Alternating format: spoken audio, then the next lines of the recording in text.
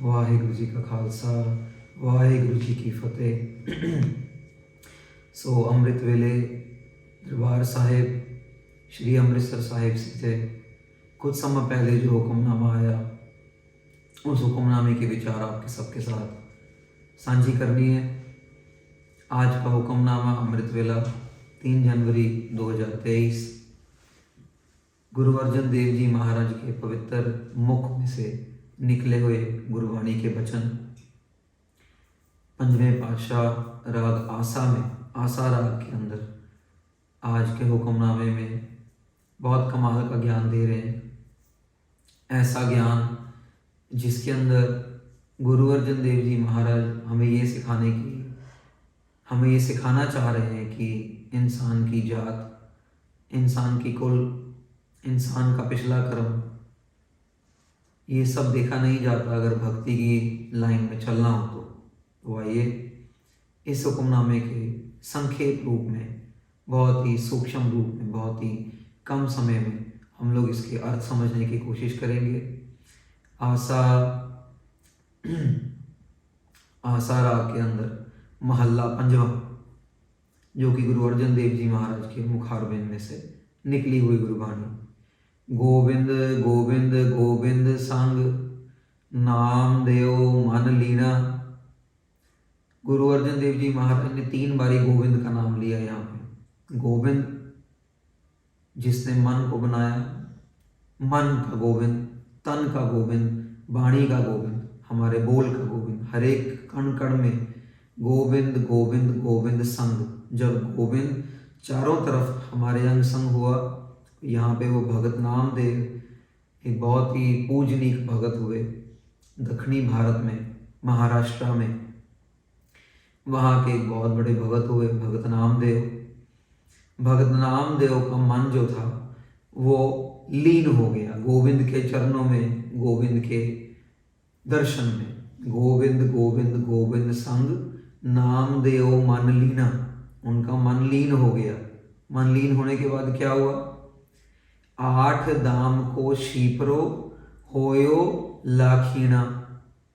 भगत नामदेव जो थे वो, जब हम लोग वो कपड़े के ऊपर रंग चढ़ाते हैं ना, तो पहले अपने लाइफ में उन्होंने कपड़े धोने का भी काम किया, धोबी जिसको हम कह देते हैं। उसके बाद कपड़े के ऊपर रंग चढ़ाने का भी काम किया, छीपरो।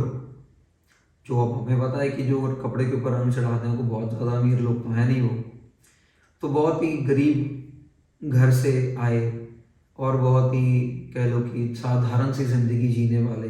वो 8 धाम, उस समय उनकी कीमत रखी जाती थी, भी इसका जो दाम है 8 आधा आना आधा दमड़ा, इसकी कीमत है, इसके काम की कीमत, वो जो भगत नामदेव की कीमत।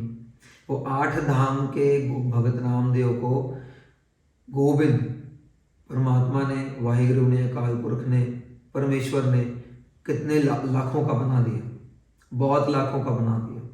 लाखों का कैसे बना दिया? उस समय के जो हुकूमत थे सलीम शाह ने एक इनका जस सुना, इनके बारे में सुना। जब सुना तो इनको एक चैलेंज किया गया।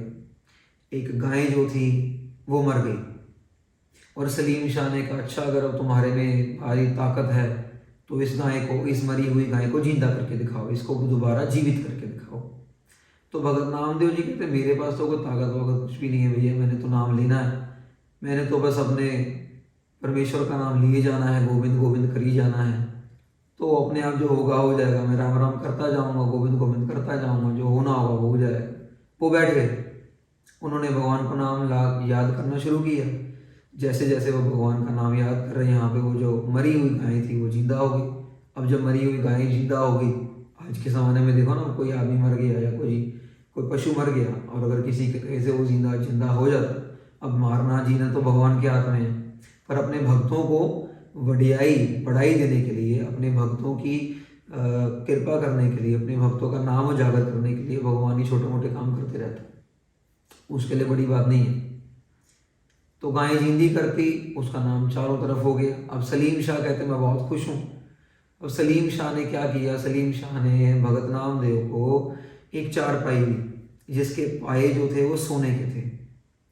तो भगत नामदेव जी को बोल दिया अपने एहलकारों को, सलीम शाह ने भी, जहाँ भी ये जाए तुम पीछे पीछे जाओ, और जहाँ भी ये बैठना चाहे वहाँ पे तुम वो चारपाई बिठाओ, और ये अपने सोने की चारपाई पे बैठ के अपनी जो भी बंदगी करनी है, भक्ति करनी है, जिससे बातचीत करनी है वो करे। अब भगत नामदेव जी कहते हैं, अरे क्या मेरे गले में इसने डाल दिए विपता, मेरे को चारपाई वगैरह नहीं चाहिए। गोदावरी नदी के आसपास आज जहाँ पे हजूर साहिब का स्थान स्थित है, उस इलाके में इन्होंने भक्ति की, महाराष्ट्र में, भगत नामदेव जी।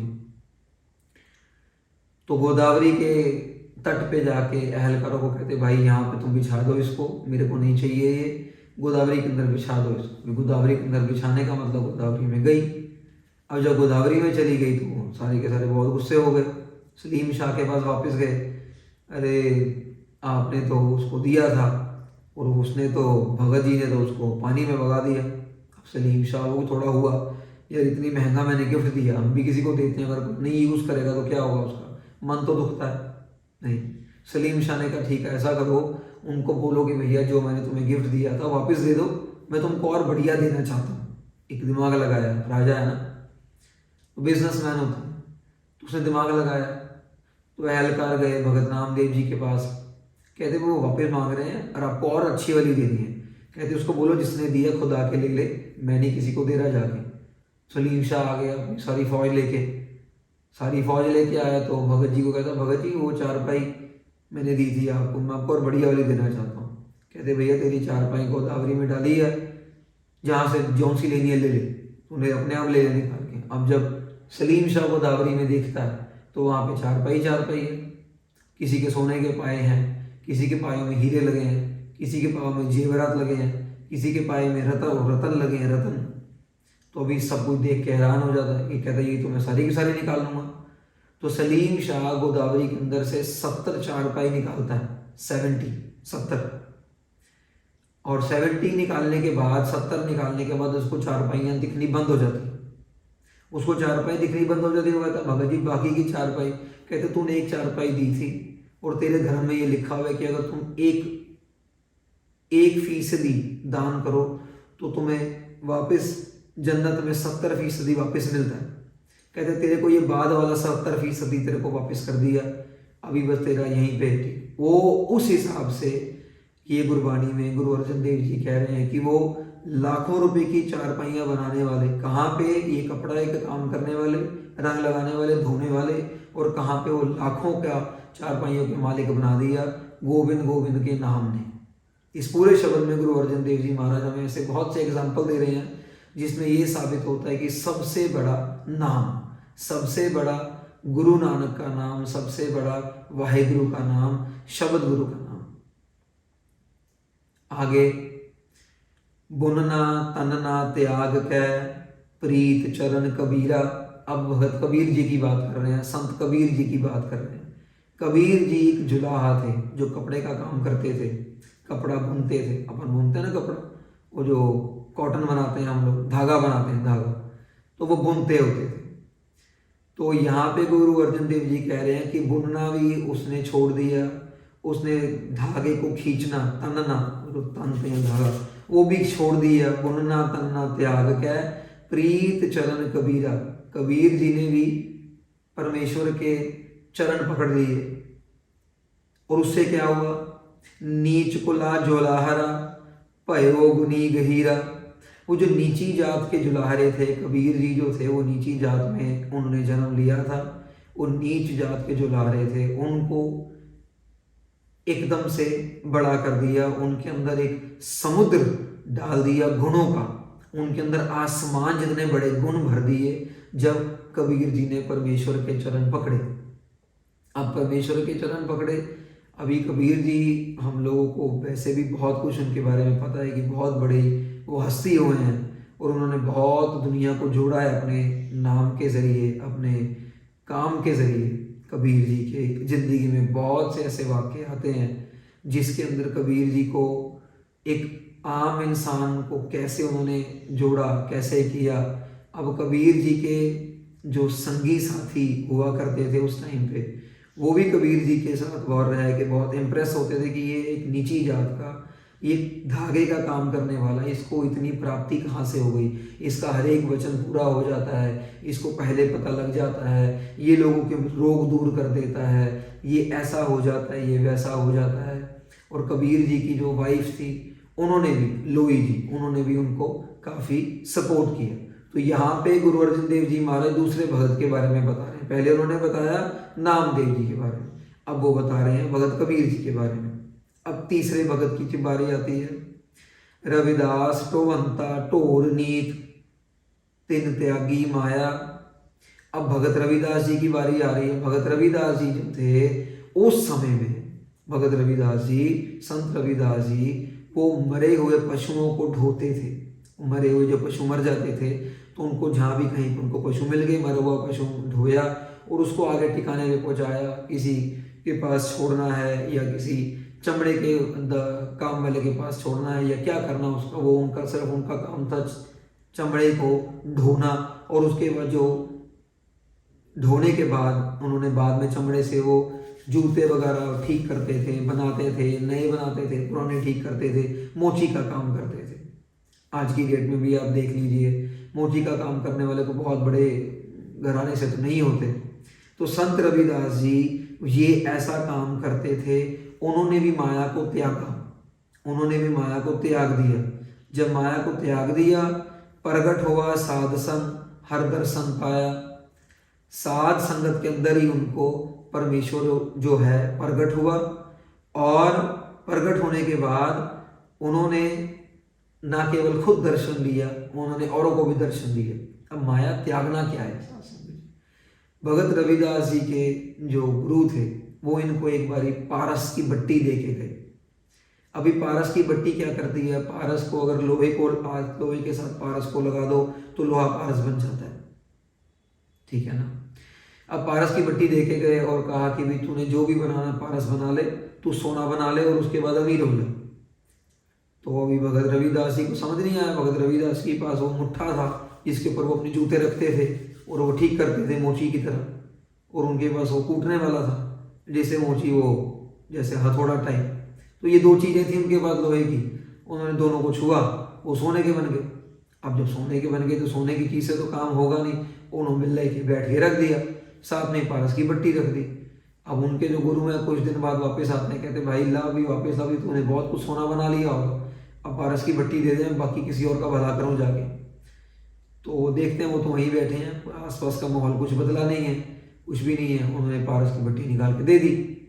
कहते तू अभी वहीं का काम कर रहा है। कहते आप पारस दे के गए थे, मैंने इनको छुआया, ये सोना बन गए, उसके बाद मेरा काम ही बंद हो गया, पारस भी यहीं पड़ा है, मेरा सामान भी यहीं पड़ा है, मैं तो काम भी कुछ नहीं कर रहा हूँ इतने दिन से।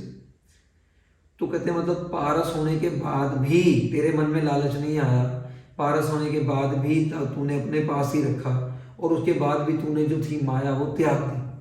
तो यहाँ पे गुरु अर्जन देव जी महाराज उनको ये माया त्यागने की बात कर रहे हैं कि जिन्होंने पारस को भी त्यागा, सोने को भी त्याग दिया, और उसके बाद ये ऐसा त्यागने के बाद उनको परमेश्वर के दर्शन होते हैं, वो परमेश्वर के चरणों में लीन रहते हैं।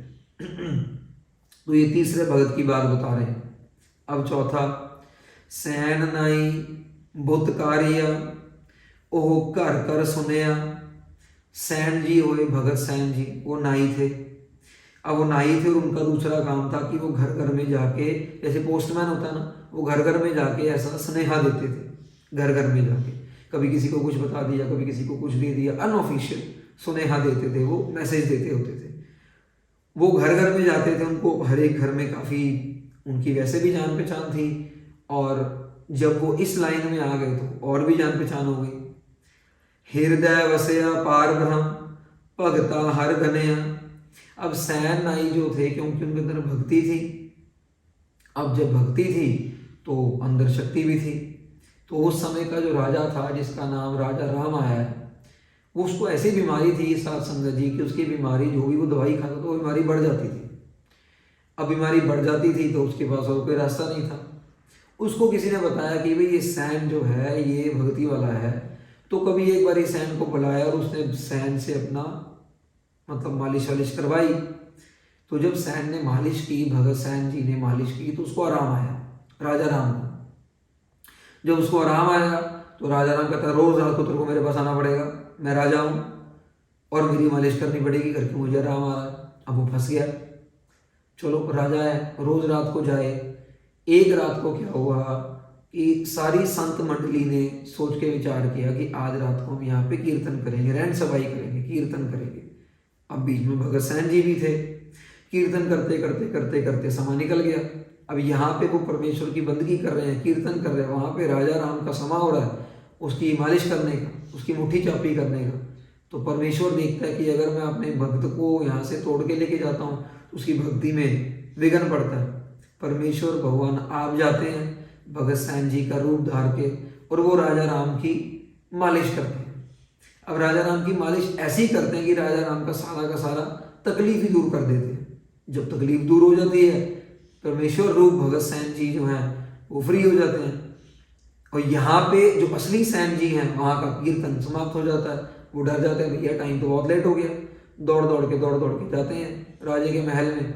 जब वहाँ पे पहुँचते हैं तो राजा वहाँ पे आगे खाने की थाली लेके खड़ा है और वो उसका अभिनंदन कर रहा है कि भैया तो तूने कमाली कर दिया, ऐसी तूने मालिश की मेरी की मेरा सारा तो रोग ही दूर हो गया। मैं तो यहाँ आया ही नहीं, मालिश किसने कर दी तेरी? कहते हैं तू झूठ बोलना बंद कर, सारी रात तूने मेरी मालिश की है और तेरी ऐसी मालिश आज हुई है कि मेरा सारा रोग दूर हो गया। और ऐसे करने के चक्कर में मैं तेरे को अपने सिंहासन में बिठाना चाहता हूँ, मैं तेरे को अपना राज देना चाहता हूँ। तो मैंने को राज भाई नहीं तेरे को राज लेना पड़ेगा।